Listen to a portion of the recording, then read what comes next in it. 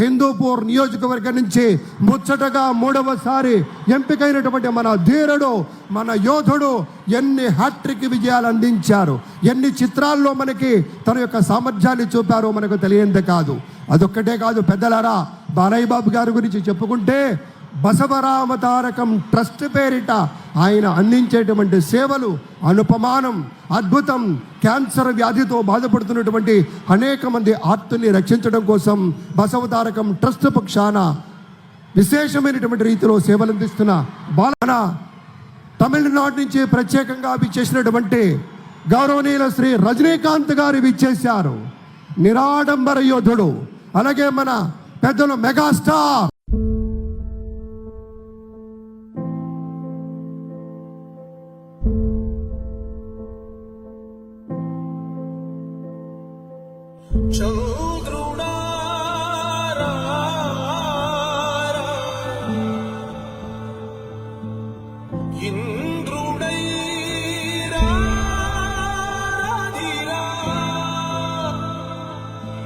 ఏనాడు నీ పరిపాలన మాకు వరం, నీ వల్లే ఈ రాష్ట్రపు సంక్షేమం సత్యం నిత్యం సఫలం.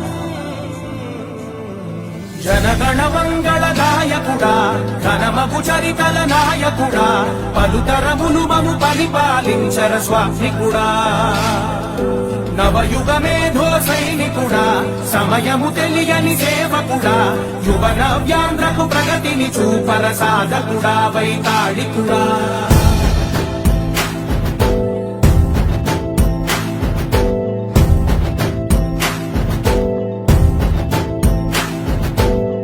ప్రతి ఇల్లు నిన్నే నిన్నే పిలిచింది, ప్రతి గడప నీకే స్వాగతమంటోంది, ప్రతి మనసు నువ్వే గెలవాలంటోంది.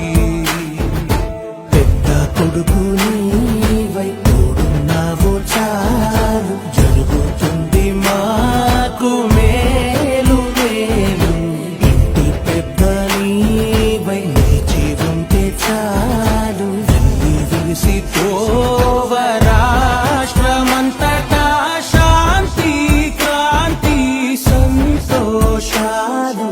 నాయకుడా నాయకుడా మళ్ళీ నువ్వే రావాలి, నవ్యాంధ్ర పాలకుడై నువ్వే గెలవాలి. నాయకుడా నాయకుడా మా తోడై నువ్వుండాలి, మేమంతా నీ వెంటే ముందడుగెయ్యాలి. ప్రతి ఊరు నీ పరిపాలన కోరింది, ఓ ప్రతి వాడ నీకే మద్దతు పలికింది.